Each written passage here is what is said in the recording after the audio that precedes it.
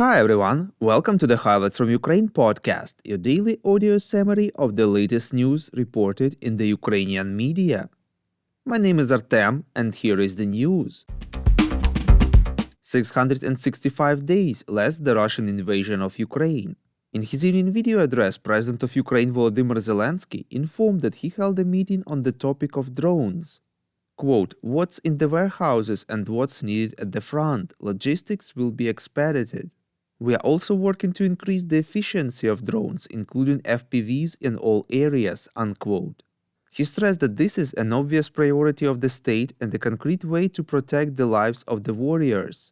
Earlier, Alexander Kamyshin, Minister of Strategic Industries of Ukraine, has said that Ukraine plans to produce 1 million FPV drones, more than 10,000 medium-range attack drones, and more than 1,000 drones with a range of 1,000 kilometers or more next year, reports LBUA.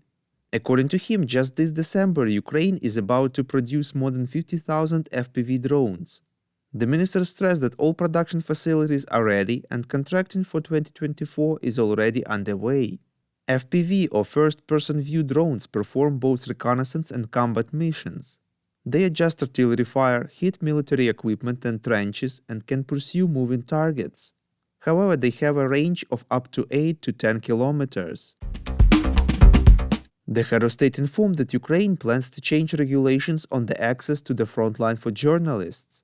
Quote, "Changes have been prepared. There should be more information about the front," unquote. Volodymyr Zelensky believes the issue of communication about the war, Ukraine's defense, and the front line in general to be a very important one. We would really appreciate if you could rate us, ideally with 5 stars, or leave a glowing review in the app where you are listening to this podcast, Google Podcast, Apple Podcast, Spotify, and others. This really helps more people to find out about the highlights from Ukraine and truth about Russia's invasion. The White House believes it has made progress in negotiations with Republicans in the U.S. Senate on strengthening measures against migration on the southern border, which will allow the approval of a package of additional funding for Ukraine, possibly in January, reports European Pravda.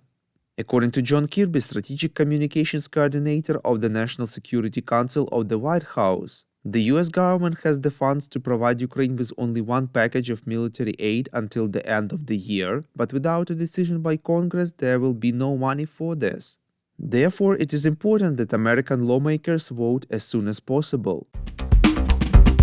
The largest Ukrainian communications operator, Kyivstar, has restored all the company's services both in Ukraine and abroad after last week's large-scale hacker attack that left millions of Ukrainians without means of communication, reports Interfax Ukraine. Kyivstar President Alexander Komarov said that the last service they restored was international roaming. He noted that the company will be able to see real data on the outflow of Kyivstar subscribers to other mobile operators in a few days. The president of the company emphasized that Kyivstar made conclusions about the cyber attack and started implementing updated cyber protection methods in cooperation with the Security Service of Ukraine. According to him, the company, together with the Security Service of Ukraine and State Special Communications Agency, shares its experience in liquidating the consequences of a large-scale cyber attack with other Ukrainian tech companies. About 6,000 men of draft age cross the western border of Ukraine per day, reports Suspilna, with a reference to the border control head of the Western Regional Department of the State Border Service, Colonel Igor Matvichuk. Matvichuk did not specify how many men are returning to Ukraine. According to him, the number of men marrying mothers with many children in order to leave the country has increased recently. In addition, there are many cases when men live as companions of people with disabilities. He explained that the legislation does not detail the possibility of monitoring a person who accompanies a person with disability. That is, one person with a disability can be accompanied at different times by different people based on the act of establishing the fact of care, which is issued to everyone.